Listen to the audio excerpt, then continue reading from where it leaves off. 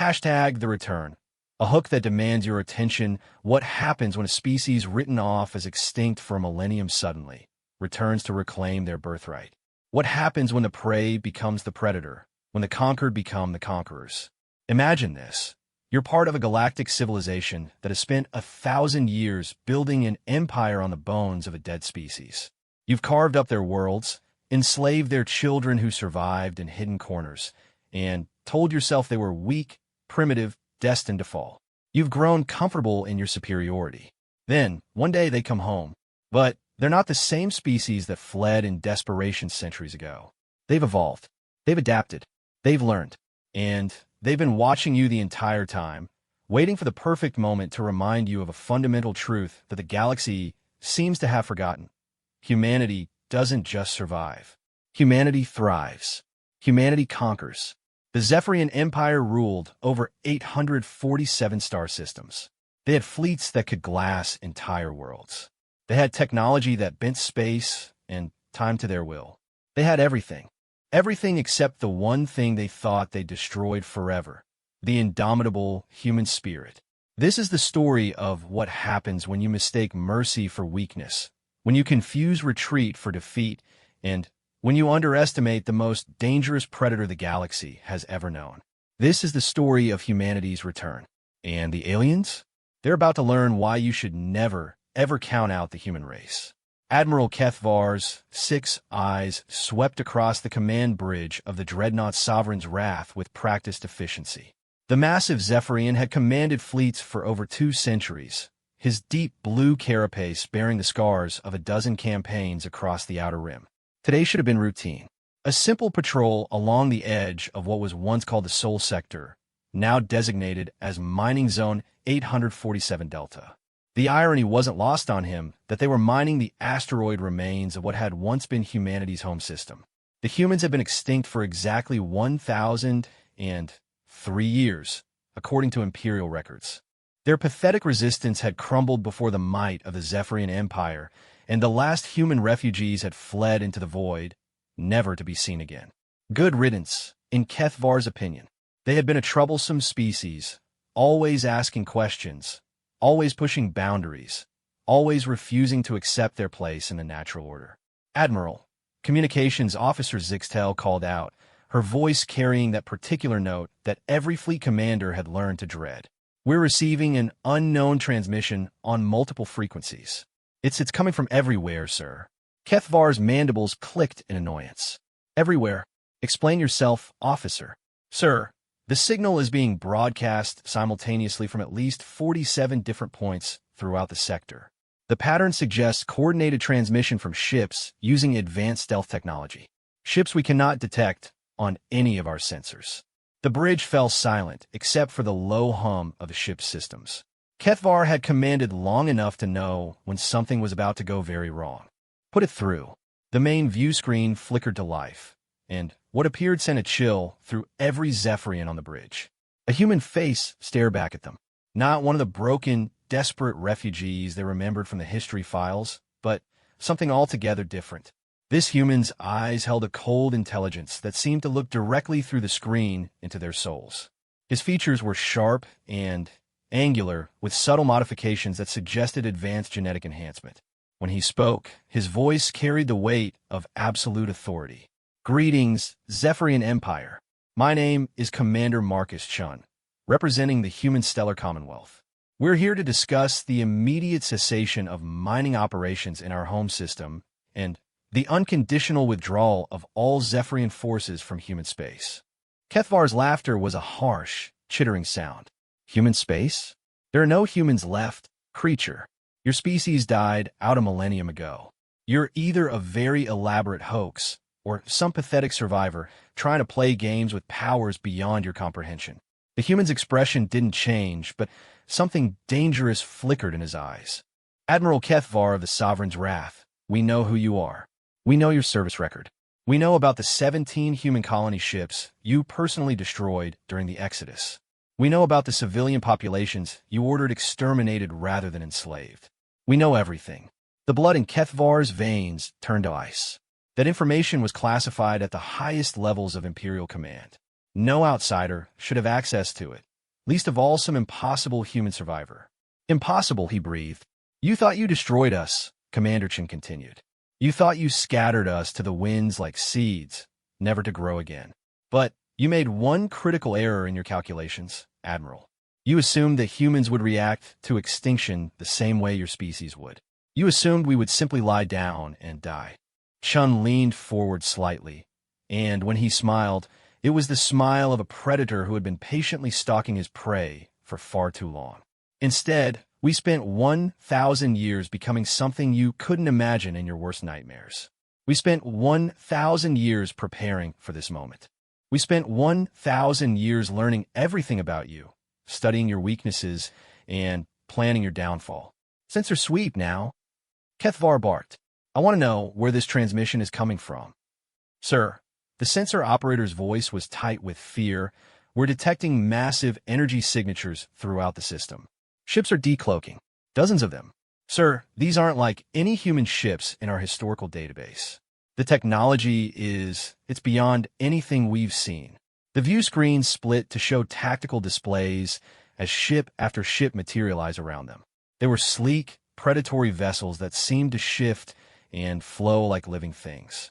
Their hulls appear to be made of some kind of adaptive metal that bent light around them, creating an almost hypnotic effect. Each ship was roughly the size of a Zephyrian cruiser, but the energy readings suggested power cores that dwarfed anything in the Imperial fleet. 43 ships confirmed, sir, the tactical officer reported. They formed a perfect sphere around us. We're completely surrounded. Commander Chen's image returned to fill the screen. We call these ships revenants, Admiral. Each one is crewed by descendants of the humans you tried to exterminate. Each one carries the memory of what your empire took from us. And each one is capable of reducing your dreadnought to its component atoms without breaking stealth. Kethvar's mind raced. This was impossible. Humans were extinct. Even if some had survived, they were primitives, barely capable of interstellar travel when the Empire had conquered them. There was no way they could have developed technology this advanced in just 1,000 years. You're bluffing, he said, though his voice lacked conviction. Even if you somehow develop stealth technology, you're still outnumbered. This sector contains 17 Imperial battle groups. At the first sign of trouble, you'll be overwhelmed. Chen's smile widened. Admiral, let me share something with you that will help put things in perspective. Do you remember the Korthak rebellion 15 years ago? When an entire sector of your empire suddenly went dark and no Imperial ship that entered ever returned. Kethvar's blood ran cold.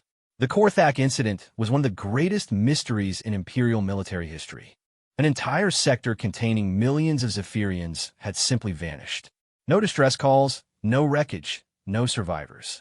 Just empty space where a thriving Imperial territory had once existed. That was us conducting field tests, Chen said casually. We needed to see how well our technology performed against modern Zephyrian fleets. The results were quite satisfactory. We managed to pacify an entire sector without a single ship escaping to report what had happened. Very efficient. The bridge crew exchanged terrified glances. If this human was telling the truth, if his species was responsible for the Korthak incident, then the Empire was facing a threat unlike anything in its history. You see, Admiral, while you were celebrating our extinction and dividing up our world among yourselves, we were hard at work. Some of our refugee fleets found sanctuary with species you've never even heard of, races that exist in the spaces between your empire's borders. We learned from them. We adapted their technology. We took the best of what the galaxy had to offer, and we made it better. Chun paused, and when he continued, his voice carried the weight of absolute certainty. But more importantly, we remembered. We remembered every human world you glassed. We remembered every human child sold into slavery. We remembered every human scientist you tortured for information. We remembered it all, and we spent 1,000 years planning our response. On the tactical display, the Revenant ships began to move in perfect synchronization, their formations shifting like a school of fish responding to some invisible current. The movements were so fluid and coordinated that it was clear they were operating with a level of technological integration that the Zephyrian military had only theorized about. What do you want? Kethvar asked, his voice barely above a whisper. Justice, Chen replied simply. 1,000 years ago, you drove humanity from our homes and scattered us across the galaxy. Today, we're returning the favor. Every Zephyrian in human space has exactly 72 hours to evacuate. After that, any Imperial presence in our territory will be considered an act of war. Human space. Kitvar Sputrid.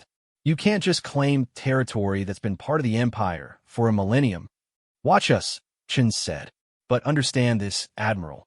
We're not the desperate refugees who fled before your fleets 1,000 years ago. We're not asking for permission. We're not seeking negotiations. We're informing you of what's about to happen. The transmission flickered, and for a moment, the screen showed what appeared to be the interior of the human ship. The technology visible in the background was clearly far beyond anything the Empire possessed. Crew members moved with an efficiency and purpose that spoke of extensive genetic and cybernetic enhancement. These weren't the humans from the historical records. These were something entirely new. We've established monitoring stations throughout what you call the outer territories, Chin continued. We've been watching your empire for centuries, cataloging your weaknesses, mapping your supply lines, identifying your key installations. We know exactly how to bring your entire civilization to its knees without firing a shot. But we're not interested in genocide. We're not like you. Commander Chun stood up, and for the first time, Kethvar could see that the human was taller than the records indicated, with a build that suggested extensive physical enhancement. When he moved, it was with the fluid grace of a trained predator. We're giving you one chance, Admiral. Withdraw from human space voluntarily, and we'll allow you to leave with your ships and crews intact. Refuse, and we'll demonstrate why the galaxy learned to fear humanity in the first place. The choice is yours. The transmission ended, leaving the bridge of the Sovereign's wrath in stunned silence. Around them, the Revenant ships held their positions, waiting with the patience of apex predators who knew their prey had nowhere to run. Kethvar stared at the blank screen, his mind struggling to process what he'd just witnessed. In the space of 10 minutes, everything he thought he knew about the galaxy had been turned upside down. Humanity was not extinct. They had not only survived, but had grown strong enough to challenge the entire Zephyrian Empire. And now they were back, demanding the return of their ancestral home. Sir, his communications officer said quietly, we're receiving reports from other ships in the sector. They're all being contacted by human vessels. The same ultimatum is being delivered simultaneously across 17 star systems. Kethvar closed his eyes and tried to think. His training told him to fight, to resist, to call for reinforcements. But everything he'd just seen suggested that such actions would be futile. These humans had technology that made his dreadnought look like a primitive weapon. They had intelligence networks that penetrated the highest levels of Imperial security. They had been preparing for this moment for 1,000 years. Admiral, his tactical officer called out, the human ships are beginning to withdraw. But, sir, our sensors are detecting massive energy buildups throughout the system. It's like they're powering up weapons systems we can't even identify. Chin's words echoed in Kethvar's mind. 72 hours. That was how long the Empire had to decide whether to face humanity's return with withdrawal or with war. Looking at the technology arrayed against them, Kethvar was beginning to suspect that war was not an option the Empire could survive. The humans had returned, and they had returned stronger than anyone had imagined possible. The question now was whether the Zephyrian Empire would be wise enough to recognize when it was outmatched, or whether pride would lead them to destruction. As the Revenant ships vanished back into the void, leaving only empty space and the echo of an impossible threat, Admiral Kethvar realized that the galaxy was about to change forever. Humanity was no longer the hunted. They had become the hunters. The Imperial War Council convened in the heart of Zephyr Prime, the Empire's capital world that had stood unconquered for over 3 millennia. The massive crystalline chamber could hold 1,000 beings, but today only the most senior military commanders and political leaders gathered around the central holocaster. The air thrummed with tension as reports flooded in from across the outer territories. High Admiral Vexnoth, Supreme Commander of all Imperial forces, stood nearly 3 meters tall even by Zephyrian standards. Her carapace was a deep purple that spoke of noble bloodlines, and her 12 years of military service had earned her a reputation for ruthless efficiency. Today, however, her usually composed demeanor showed cracks of strain. "Explain to me," she said, her voice carrying the deadly calm that preceded explosive violence, "how an extinct species has managed to appear simultaneously in 47 star systems with technology that surpasses our own." Intelligence Director Keth Moran shifted uncomfortably at his position near the projection table. His species, the Krell, had been valued allies of the Empire for centuries, their natural telepathic abilities making them excellent spies and interrogators. Today, his usual confidence was nowhere to be seen. "High Admiral, our analysis of the transmissions and sensor data indicates that this human stellar commonwealth has indeed achieved technological capabilities that exceed our current understanding. The stealth systems alone represent advances in quantum field manipulation that our scientists believed were theoretically impossible." "Theoretically impossible," repeated Fleet Admiral Zix Valder, one of Vexnath's most trusted commanders. "And yet here we are, having been completely outmaneuvered by ghosts." His mandibles clicked in frustration. "What do we actually know about their current capabilities?" Strategic analyst Yeth Kara activated the central hologram, displaying a three-dimensional map of the affected systems. Red markers indicated confirmed human contact points, while yellow zones showed systems that had gone dark entirely. The pattern was deeply disturbing. "Based on the coordinated nature of their appearance, we estimate they have a minimum of 300 vessels currently deployed throughout former human territory. However, sir, this may represent only a fraction of their total fleet strength.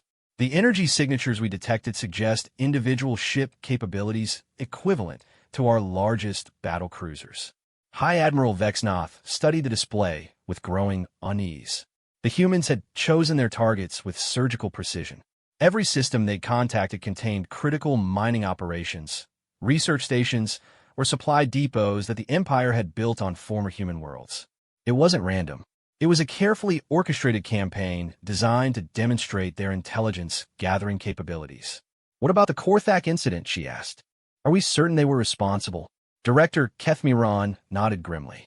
"Our deep analysis of the communication from Commander Chun suggests intimate knowledge of classified military operations that only someone with access to our highest security levels could possess. Either they have agents within our government, or their intelligence capabilities are far beyond anything we've encountered. Or both," muttered Fleet Admiral Zix Valder.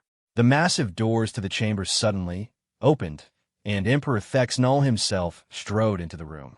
The assembled commanders immediately dropped to their knees in the traditional gesture of submission, but the Emperor waved them back to their feet with an irritated gesture. His ancient form moved with surprising grace for someone who had ruled for over 8 centuries, and his eyes held the cold intelligence that had kept the Empire expanding for millennia. "Report," he commanded simply. High Admiral Vexnath straightened to her full height. "Your Imperial Majesty, we are facing an unprecedented situation. The humans we believed extinct have returned with advanced technology and are demanding the evacuation of all Zephyrian forces from what they claim is human space." The Emperor's laugh was like breaking glass. "Demanding? From us?" His amusement faded quickly, replaced by the calculating stare that had witnessed the rise and fall of dozens of civilizations. "Show me their message." The holographic display shifted to replay Commander Chen's transmission. Emperor Thexnull watched in silence, his expression growing darker with each passing moment. When the message ended, the chamber fell into complete silence.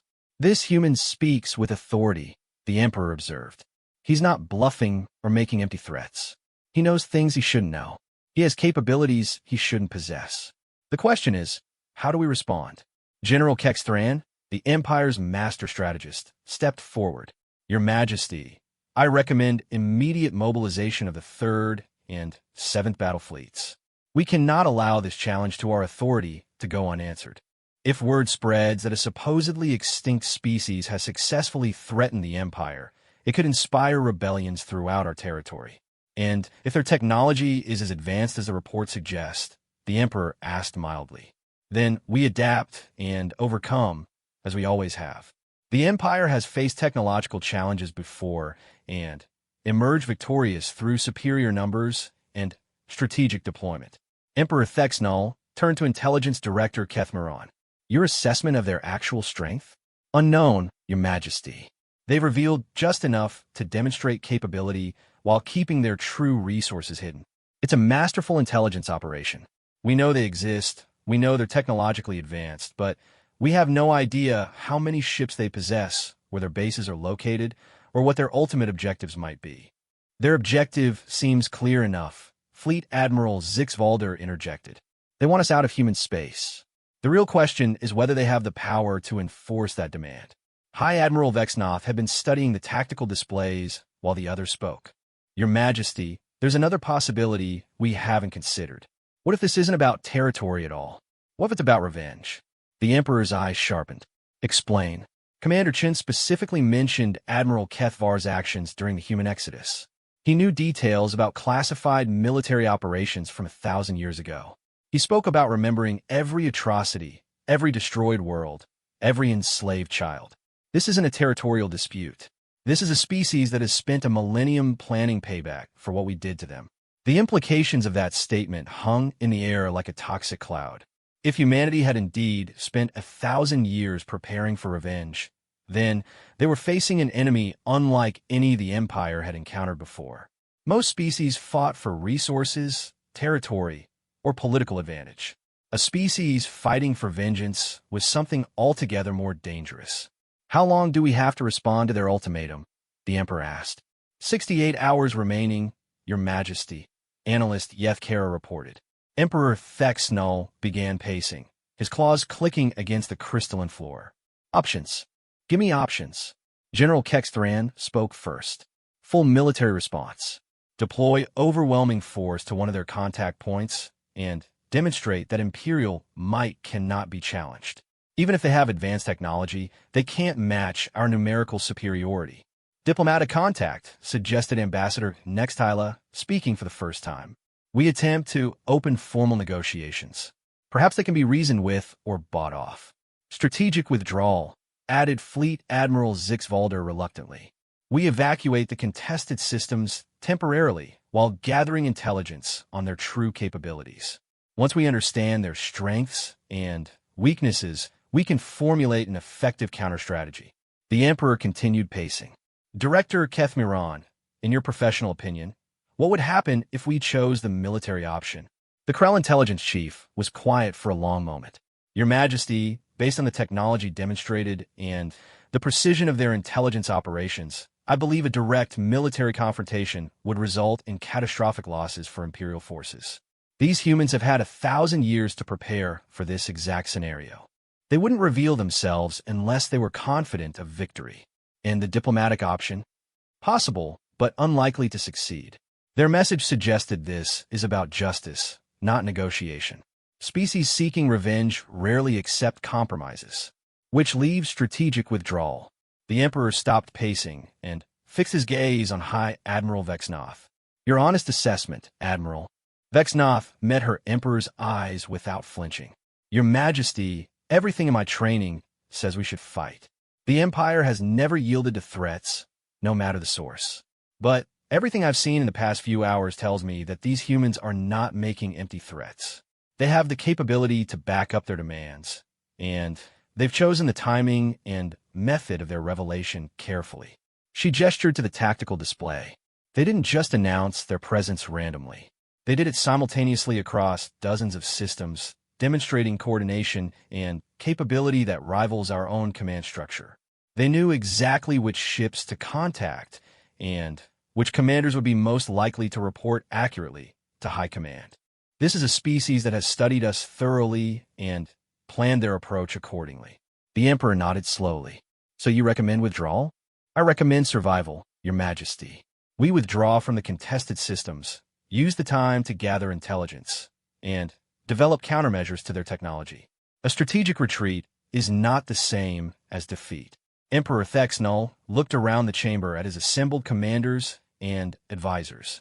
These beings had helped him conquer half the galaxy, had stood by him through dozens of campaigns against alien species that dared to challenge Imperial authority. Today, for the first time in living memory, they were recommending retreat. There's one more factor to consider, he said finally. The example this sets for the rest of the galaxy. If we withdraw from human space, Every subjugated species will see it as a sign of imperial weakness. We could face rebellions throughout our territory. Better rebellions we can suppress than extinction at the hands of an enemy we don't understand, Director Kethmaran said quietly. The Emperor was silent for a long time, weighing options and consequences. Finally, he activated his personal communicator. Admiral Kethvar, status report. The Admiral's voice came through clearly, though tension was evident in his tone. Your Majesty, the human vessels have withdrawn, but remain in the system. Our sensors detect massive energy buildups throughout the sector. It appears they're activating weapons systems we cannot identify. Any change in their ultimatum? No, Your Majesty. 67 hours and 36 minutes remaining. Emperor Thexnull closed the communication and turned back to his council. We are going to do something the Zephyrian Empire has never done in 3,000 years of expansion. We are going to retreat. The words sent shockwaves through the chamber, but the Emperor continued before anyone could object. But this retreat is tactical, not permanent. We evacuate human space according to their demands. We use the time to study their technology, identify their weaknesses, and develop countermeasures. And then we return with a force that will remind the galaxy why the Zephyrian Empire has ruled unchallenged for millennia. He fixed each of his commanders with a cold stare. 67 hours to evacuate all Imperial personnel and assets from the designated systems. I want our forces redeployed to defensive positions along the new borders. And I want every intelligence asset we possess focused on learning everything possible about these returned humans. High Admiral Vexnoth saluted crisply. It will be done, Your Majesty. One more thing, the Emperor added as the commanders began to file out. No one outside this chamber learns that we are retreating because we fear human capabilities. The official explanation is that we are conducting strategic repositioning to better defend core Imperial territory. Is that understood? Yes, Your Majesty, came the unanimous response. As the War Council dispersed to carry out their Emperor's orders, none of them noticed the small device hidden in the chamber's crystal formations, a device that had been recording every word of their conversation and transmitting it to receivers light years away. Commander Chin smiled as he reviewed the intelligence from the Zephyrian War Council. Phase 1 had proceeded exactly as planned. The Empire was choosing retreat over confrontation, which would give humanity the breathing room needed for Phase 2. The real war was about to begin. Deep within the asteroid fields of the Kepler 442 system, hidden behind layers of sensor-scrambling technology that bent reality itself, lay the true seat of human power. New Terra wasn't visible to conventional sensors. To any passing ship, the massive asteroid cluster appeared to be nothing more than ordinary space debris left over from the formation of the solar system. The reality was far more impressive. Commander Marcus Chun stood on the observation deck of the Central Command Station, watching the bustling activity of humanity's greatest achievement.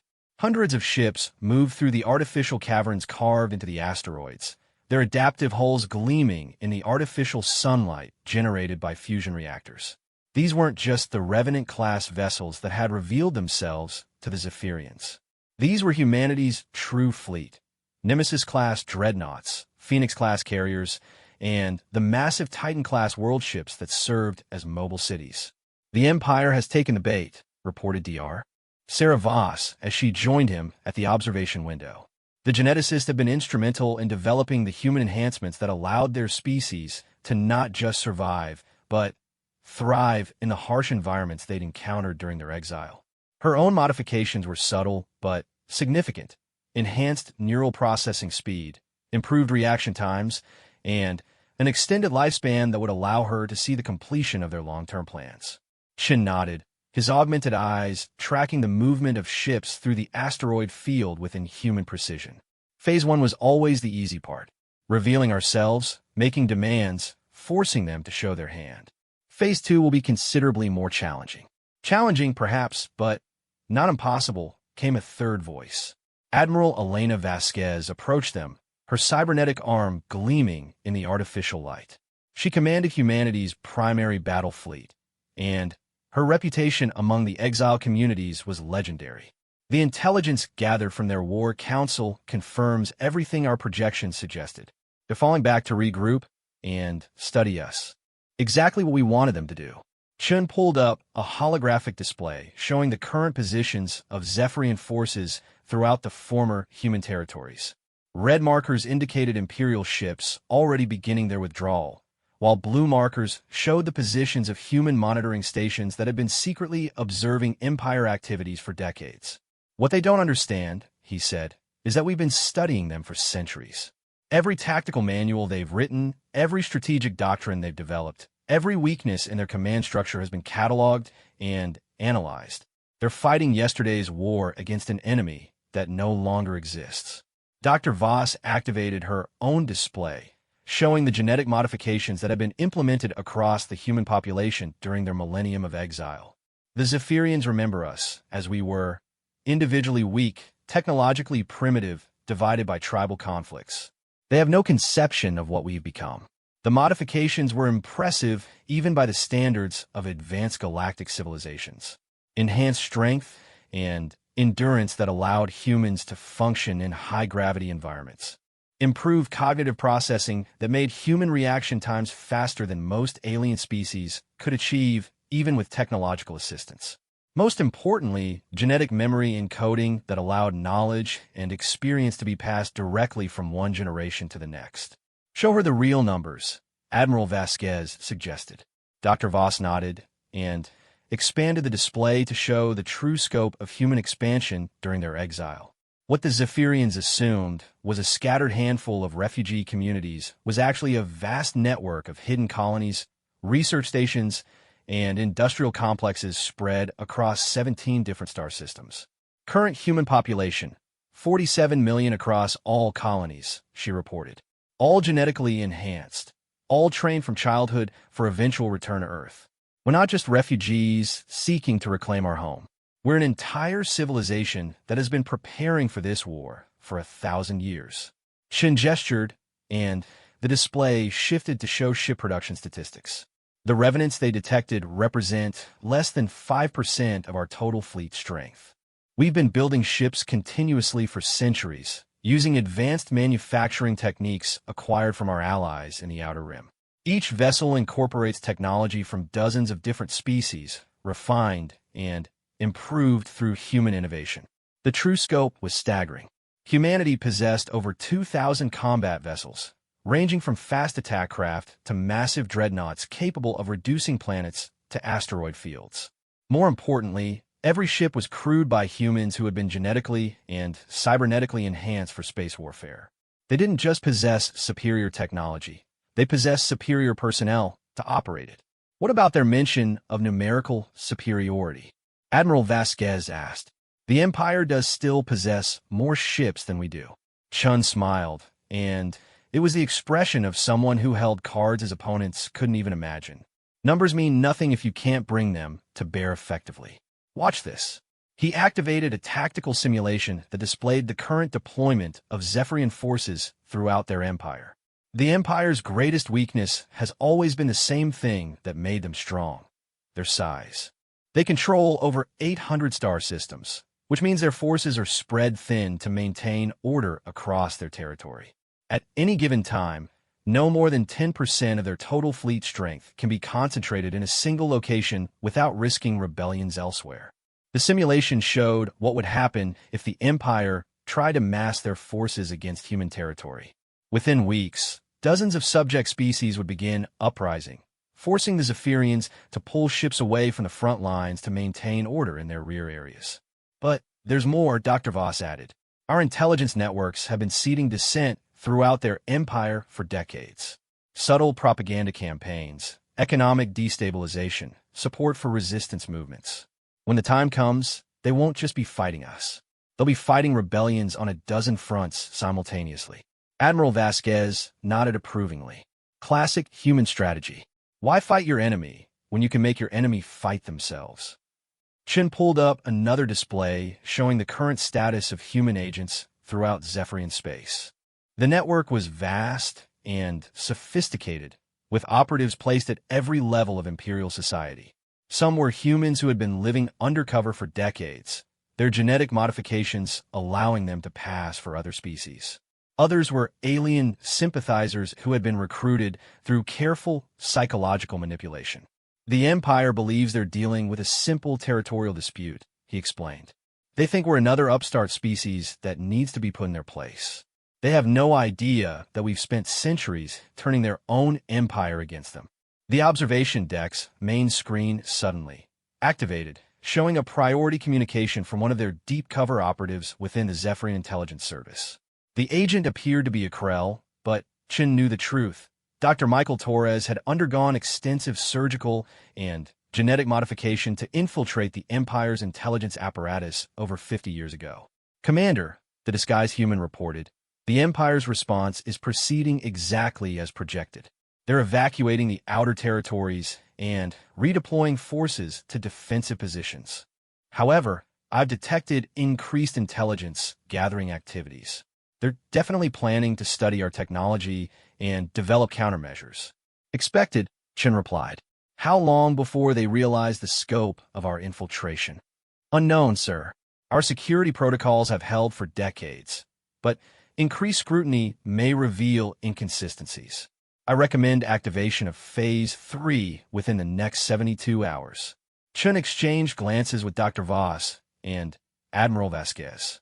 Phase 3 was the most dangerous part of their plan, requiring precise coordination across multiple star systems and perfect timing to prevent the Empire from mounting an effective response.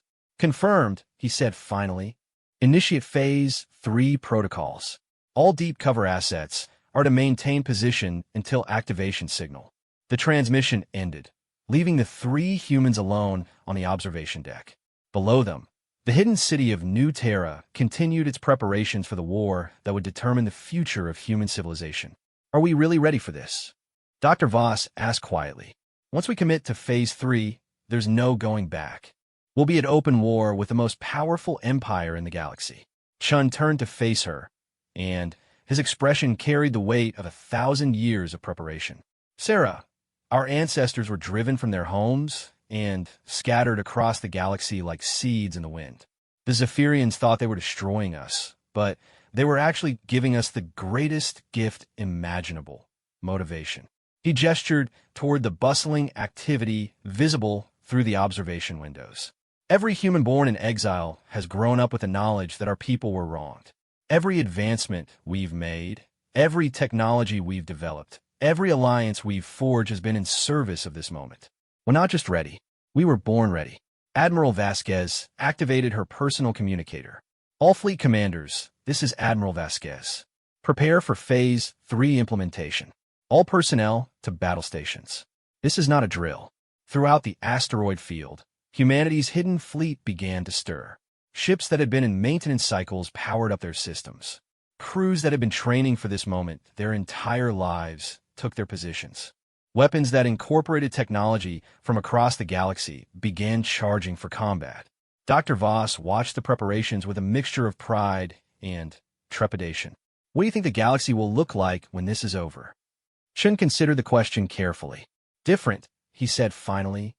For 1,000 years, the galaxy has been shaped by the assumption that might makes right, that the strong naturally dominate the weak.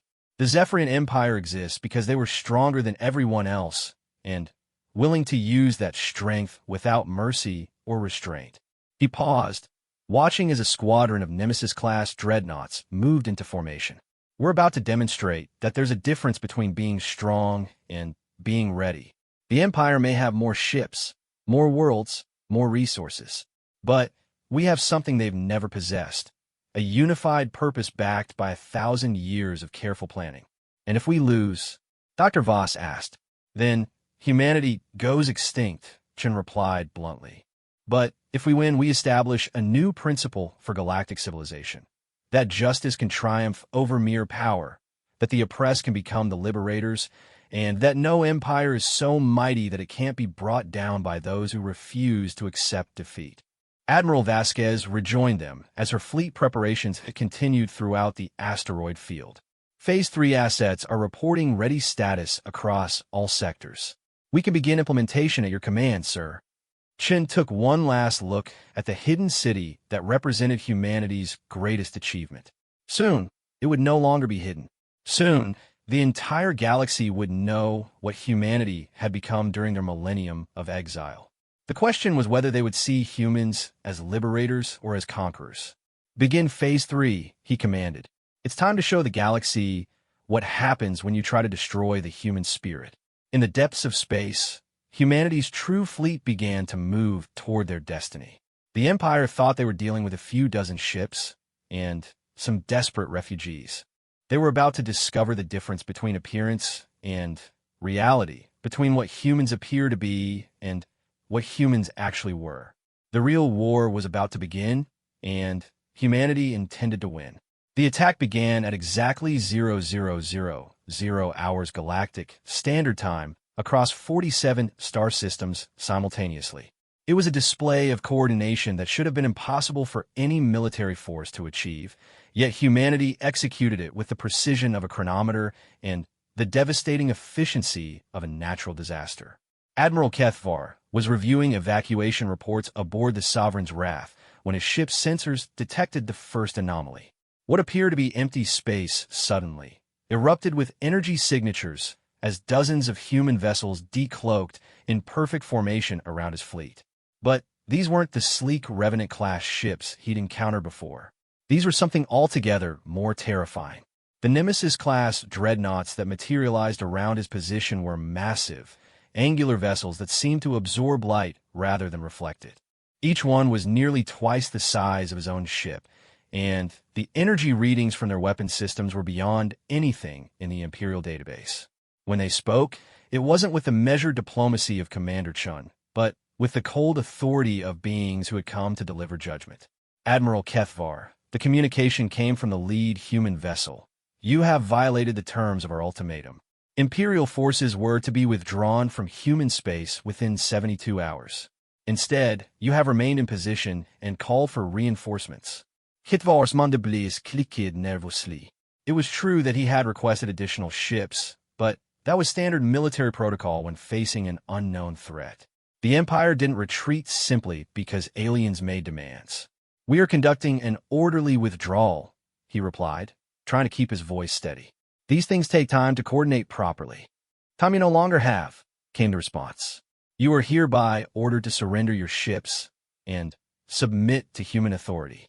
Comply immediately or face the consequences." Kethvar's years of military training took over. No matter how advanced these humans were, no matter how impressive their technology, he couldn't simply surrender his fleet to an enemy without a fight. The Empire's reputation throughout the galaxy depended on Imperial forces never backing down in the face of threats. "I refuse," he said firmly. "The Zephyrian Empire does not surrender to terrorists and extremists." The human response was immediate and devastating. The lead Nemesis opened fire with weapons that defied every principle of known physics. Instead of conventional energy beams or projectiles, it unleashed something that could only be described as controlled tears in space-time itself. The weapon created localized gravitational anomalies that crushed two of Kethvar's escort cruisers into dense spheres of compressed matter in seconds. "That was a demonstration," the human commander said calmly. "You now have 60 seconds to surrender before we demonstrate our full capabilities." Throughout the fleet, panic began to spread as Zephyrian officers realized they were facing technology that made their own weapons look like stone knives. The gravitational weapons alone represented advances in physics that Imperial scientists had only theorized about. If humanity possessed such technology, what else were they capable of? "Sir," his communications officer reported with barely controlled terror, "we're receiving similar reports from fleets throughout the sector. Human ships are appearing everywhere, and they're all making the same demand for surrender." Kethvar found himself in an impossible position. Surrender would mean the end of his career and possibly his life, as the Empire didn't tolerate commanders who yielded to enemy demands. But continued resistance would result in the destruction of his entire fleet and the deaths of thousands of loyal Imperial citizens. 30 seconds, the human announced. The decision was made for him when his tactical officer suddenly called out an alarm. "Sir, massive energy buildup detected. They're charging weapons systems that are reading as equivalent to planet killers." "Sir, I don't think they're bluffing." Admiral Kethvar closed his eyes and made the hardest decision of his military career. Signal all ships. We surrender. The words felt like poison in his mouth, but the alternative was the pointless death of everyone under his command. As much as it galled him to admit, these humans possessed overwhelming technological superiority. Resistance would be tantamount to suicide. Acknowledged came the human response. Shut down all weapons systems and prepare to be boarded. Any attempt to resist or sabotage your ships will result in immediate destruction. Similar scenes played out across dozens of star systems as humanity revealed the true scope of their military capabilities. Imperial fleets that had expected to conduct orderly withdrawals found themselves surrounded by human vessels that seemed to appear from nowhere and disappear just as quickly. The coordination was flawless, the technology overwhelming, and the message clear. Humanity was not making requests. On Zephyr Prime, Emperor Thexnol watched the reports flooding in with growing disbelief. In the space of 6 hours, humanity had managed to capture or destroy over 300 Imperial vessels across 17 different star systems. The losses represented nearly 15% of the Empire's total military strength, eliminated in a single coordinated strike. How is this possible? He demanded of his assembled military commanders. How does a species achieve this level of technological advancement in just 1,000 years? High Admiral Vexnoth studied the tactical displays with the eye of a professional soldier. What she saw defied every principle of military science she'd learned over 2 centuries of service. Your Majesty, the coordination alone suggests command and control capabilities that we cannot match. To coordinate attacks across 47 star systems simultaneously requires real-time communication across vast distances. That technology alone would revolutionize galactic civilization. Intelligence Director Kethmaron activated a holographic display showing the pattern of human attacks. Your Majesty, analysis of their assault vectors suggests they possess detailed intelligence on every Imperial fleet position, every ship specification, and every tactical doctrine we employ. This wasn't a random attack. This was a precisely calculated military operation designed to neutralize our forces with minimal effort. The Emperor stared at the display, his ancient mind struggling to process the implications. You're saying they know everything about us. More than that, Your Majesty, the intelligence director replied grimly. They've been planning this specific campaign for decades, possibly centuries. Every move they've made has been calculated to achieve maximum impact with minimal risk to their own forces. General Kexthran, who had been advocating for military resistance, looked shaken as he reviewed the casualty reports. Your Majesty, our losses are catastrophic. If they can repeat this level of coordination, they could destroy our entire military within weeks. What are you saying? The Emperor asked, though he suspected he already knew the answer. I'm saying we may have no choice but to negotiate, Your Majesty. These humans aren't the primitives we remember. They've become something that may be beyond our ability to defeat through conventional military action. The Emperor was quiet for a long moment, weighing the unthinkable possibility that the Zephyrian Empire might actually lose a war for the first time in its history. Finally, he activated his personal communicator. Give me a direct communication line to this Commander Chun. If these humans want to negotiate, then we'll negotiate. But I want to speak to their actual leadership, not some military subordinate. The communication was established within minutes, suggesting that humanity had been expecting such a request. When Commander Chen's image appeared on the main screen, the Emperor noticed subtle differences from their previous communication. The human appeared more relaxed, more confident. This was someone who knew he held the stronger hand. Emperor Thexnol, Chun said with a slight nod of acknowledgement. I was expecting your call. Are you ready to discuss terms? Terms for what? The Emperor replied carefully. For the peaceful transition of human space back to human control, Chun said simply. And for the establishment of a new relationship between our civilizations that doesn't involve imperial domination of human worlds. You've made your military capabilities clear, the Emperor acknowledged. What exactly do you want from us? Chen's expression became serious. What we want is simple. Complete withdrawal of all Zephyrian forces from human space. Reparations for 1,000 years of exploitation of human worlds and resources. And, most importantly, a guarantee that the Empire will never again attempt to interfere with human civilization. And if we refuse, then we continue our military operations until you no longer have the capability to refuse, Chen replied bluntly. Your Majesty, what happened today was a demonstration. We disabled or captured a significant portion of your fleet without deploying our primary battle groups. If you force us to escalate this conflict, the consequences for your empire will be severe. Emperor Thexnull felt a cold touch of fear for the first time in centuries. This human wasn't bluffing or exaggerating. The coordinated attacks proved that humanity possessed both the technological capability and the strategic planning to carry out their threats. What kind of reparations are you talking about? He asked. 1 trillion standard credits transferred to the human stellar commonwealth over a period of 50 years. Technology transfers that will allow us to rebuild the infrastructure you destroyed on our worlds. And the return of any human artifacts or cultural materials that were taken from our colonies during the conquest. The numbers were staggering. 1 trillion credits represented a significant portion of the Empire's economic output. But the alternative appeared to be a war that the Empire might actually lose. I need time to consult with my advisors, the Emperor said. Of course, Chen replied. You have 24 hours to provide an answer. After that, we resume military operations against all Imperial targets within human space. The transmission ended, leaving the Zephyrian leadership to contemplate the unthinkable. The possibility that their empire might be forced to accept terms dictated by their former victims. In the depths of space, humanity's fleets waited with the patience of apex predators. They had spent 1,000 years preparing for this moment, and they were prepared to wait a little longer to see if the Empire would choose wisdom or destruction. Commander Chun reviewed the reports from the day's operations with quiet satisfaction. Phase 3 had exceeded all projections. Imperial losses were higher than anticipated, while human casualties were effectively zero. More importantly, the psychological impact on Imperial forces had been devastating.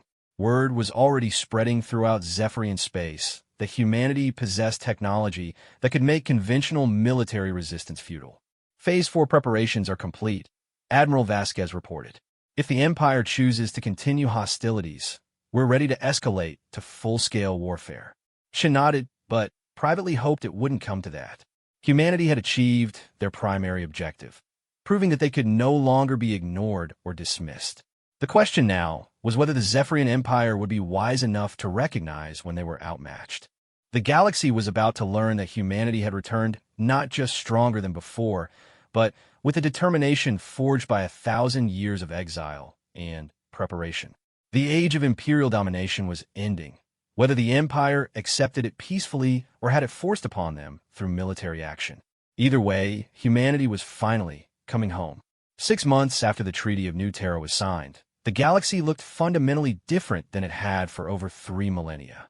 The signing ceremony itself had been a masterpiece of human psychology and political theater, conducted aboard humanity's flagship Terra Ascendant in Earth's orbit, with representatives from dozens of species witnessing the formal end of the Zephyrian Empire's absolute dominance. Emperor Thexnull had arrived, expecting to negotiate from a position of wounded, but still formidable strength. Instead, he found himself facing representatives of the Terran Federation, a political entity that hadn't existed 6 months earlier, but now commanded the respect and alliance of nearly half the galaxy's independent species. Commander Chun, now bearing the title of First Speaker of the Terran Federation, stood before the massive observation windows of the Terra Ascendant's diplomatic section. Outside, the rebuilt Earth gleamed in the light of Sol, its cities and industrial centers a testament to humanity's determination to reclaim their birthright. The planet had been transformed in a matter of months through technology that seemed to border on the miraculous. The final Imperial garrison has withdrawn from the Kepler system, reported Admiral Sarah Chun, the commander's daughter and leader of the Federation Navy's expansion fleet.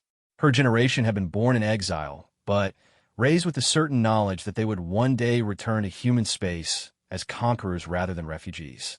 Any resistance? The first speaker asked, though he already knew the answer. Imperial forces have been withdrawing with almost desperate haste ever since the Empire learned the true scope of human capabilities. None, Admiral Chen replied. The local system governor actually requested permission to remain as a Federation protectorate.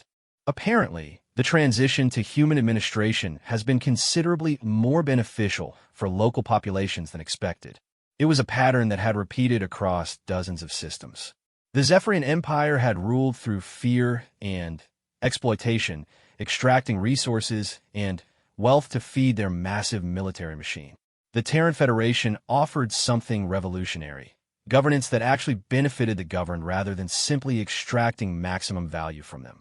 Dr. Sarah Voss, now director of the Federation Science Council, joined them at the observation deck. Her latest reports have been causing considerable excitement among the galactic scientific community. The Andorian delegation has formally requested membership in the Federation, she announced. That brings our total membership to 47 species across 83 star systems. The growth had been exponential. Species that had chafed under imperial rule for centuries were eager to join an organization that offered protection, technological advancement, and genuine representation in galactic affairs. More importantly, humanity's demonstration of overwhelming military capability had convinced many that the Federation was likely to be the dominant power in the new galactic order. What about the Zephyrians? Admiral Chen asked. Any word on how they're adapting to their new circumstances? The question carried layers of meaning. The Treaty of New Terra had not simply ended human exile. It had fundamentally restructured galactic politics. The Zephyrian Empire still existed, but as a regional power rather than the galaxy-spanning hegemon it had been for millennia. More than half of their former territory had declared independence or joined the Federation. First Speaker Chun activated a holographic display showing the current political map of the galaxy. The change was dramatic. What had once been a vast expanse of Zephyrian imperial territory was now a patchwork of independent systems, Federation members, and a significantly reduced empire struggling to maintain control over its remaining holdings. Intelligence reports suggest they're experiencing significant internal instability, Dr. Voss said. 3 major imperial houses have declared autonomy, and there are rumors of succession crisis developing around Emperor Thexnol's heir. Expected, Admiral Chen observed. An empire built on fear and military dominance tends to collapse quickly when that dominance is demonstrated to be illusory. The observation was accurate, but understated the magnitude of what had occurred. In less than 6 months, humanity had not only reclaimed their homeworld, but had become the center of a new galactic civilization that offered an alternative to imperial authoritarianism. The psychological impact had been devastating for the Empire's credibility. Sir, a junior officer approached with a priority communication tablet. Priority message from the Vegan Republic. They're reporting Zephyrian military forces attempting to reassert control over the outer colonies. First Speaker Chen reviewed the message with interest rather than concern. Deploy the 3rd Fleet to vegan space, he ordered. Make it clear that Federation members are under our protection. Any imperial aggression against Federation territory will be met with immediate military response. It was exactly the kind of situation that the architects of the Federation had anticipated. The Empire, desperate to maintain some semblance of their former power, was attempting to prevent further territorial losses through military action. It was a strategy that had worked for 3,000 years. Against humanity, it was doomed to failure. Within hours, the 3rd Fleet had deployed to vegan space and engaged the Imperial forces attempting to reclaim the system. The battle, if it could be called that, lasted exactly 14 minutes. Imperial ships equipped with conventional weapons and tactics faced Federation vessels incorporating technology from dozens of species, refined through centuries of human innovation, and operated by crews whose genetic and cybernetic enhancements made them superior to any military force in galactic history.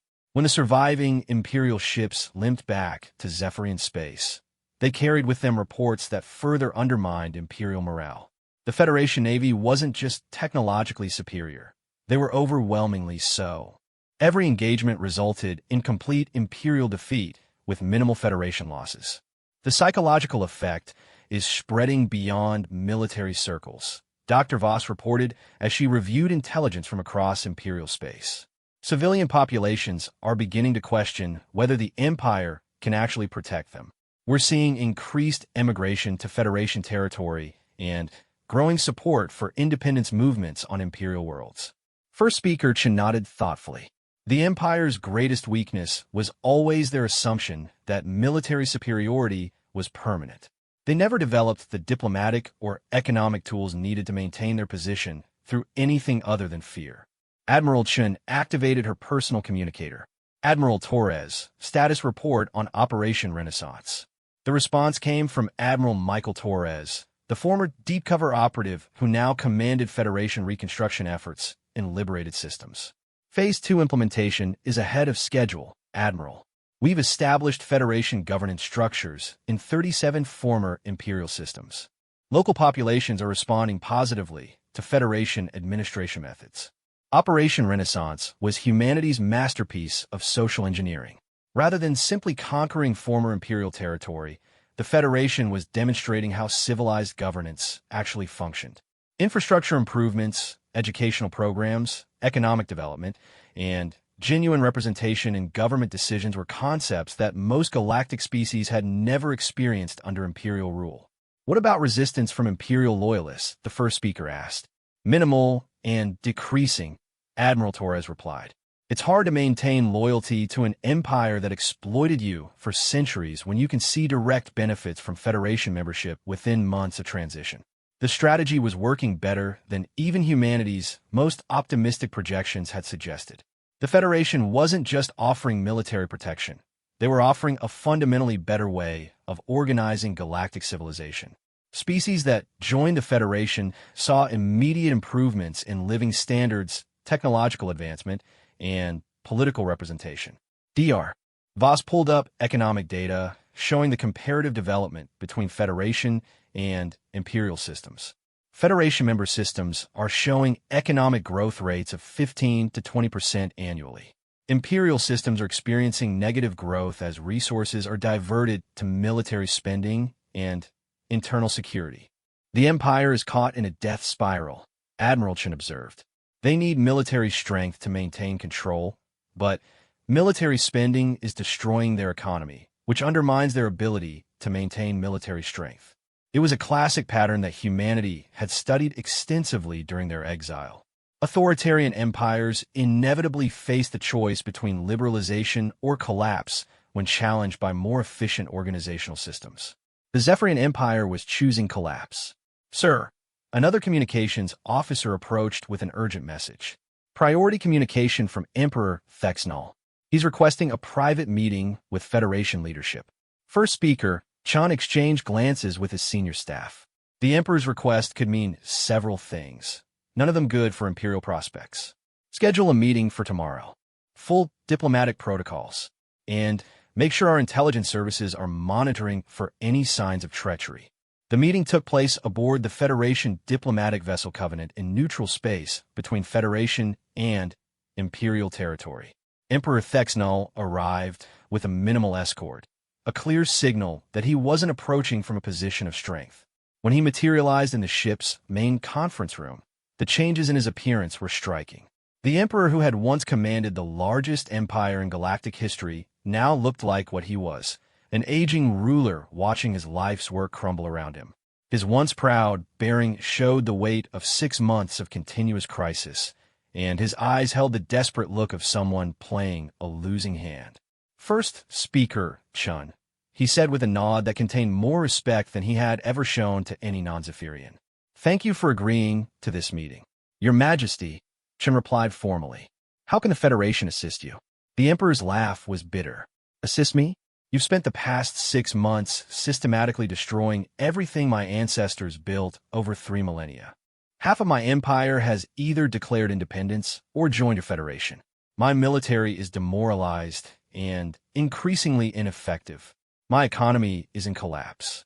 I hardly think you're interested in assisting me. Then, why are you here? Emperor Thexnal was quiet for a long moment, and when he spoke, his voice carried the weight of defeat. Because I'm a realist, first speaker. The empire as it existed is finished. Your federation has demonstrated organizational and technological superiority that we cannot match. Continued resistance will only result in more suffering for my people. The admission hung in the air between them like a death sentence for 3,000 years of imperial history. "What are you proposing?" Chen asked. "Conditional surrender," the emperor replied. The core imperial systems would become a Federation protectorate. Imperial forces would be integrated into Federation military command. In exchange, you guarantee the safety and welfare of Zephyrian populations and preserve some measure of our cultural autonomy. It was the offer Chun had been expecting. The emperor was offering to dissolve his empire in exchange for guarantees that his species wouldn't be subjected to the same treatment the empire had historically given to conquered peoples. "Those terms are acceptable," Chun said after a moment's consideration. "But understand that this represents the complete end of the Zephyrian Empire as an independent political entity. Your people will become Federation citizens subject to Federation law and governance." "I understand," the emperor said quietly. "But it's better than watching my empire tear itself apart in a war it cannot win." 6 months later, the formal dissolution ceremony took place in the same location where the Treaty of New Terra had been signed. Emperor Thexnol, in his final official act, signed the documents that formally ended the Zephyrian Empire and incorporated its remaining territory into the Terran Federation. First speaker, Chun watched the ceremony with mixed emotions. Humanity had achieved everything they had planned for over a millennium. The reclamation of their homeworld, justice for the crimes committed against them, and the establishment of humanity as the dominant force in galactic civilization. But more than that, they had proven something that many species had thought impossible, that a civilization based on cooperation and mutual benefit could successfully challenge one based on fear and exploitation. The Terran Federation now represented over 200 star systems and 73 different species, united not by conquest, but by the shared recognition that they were stronger together than apart. Dr. Voss joined him at the observation deck as the ceremony concluded. "So what happens now?" she asked. Chen considered the question carefully. Outside the viewport, ships from dozens of species moved in formation, their crews working together with an efficiency that would have been impossible under Imperial rule. Humanity had returned to the galaxy not just as conquerors, but as architects of a new form of galactic civilization. "Now we build something better," he said finally. "We prove that the galaxy doesn't have to be ruled by fear and exploitation. We show that species can work together as equals rather than subjects and masters. We make sure that what happened to humanity never happens to anyone else." The Terran Federation faced challenges ahead, integrating dozens of different species into a coherent political entity, defending against potential threats from beyond the galaxy, and maintaining the delicate balance between human leadership and genuine multi-species cooperation. But for the first time in 1,000 years, humanity was home. They had not only survived their exile, but had used it to become something greater than they had ever been before. The galaxy would never again underestimate the human spirit, and the age of imperial dominance was over forever. The aliens had been shocked by humanity's return, but their real surprise was yet to come, discovering that humans didn't want to rule the galaxy the way the Empire had. They wanted to build something better, something that served all species rather than just the dominant one. And, in the end, that might be humanity's greatest victory of all.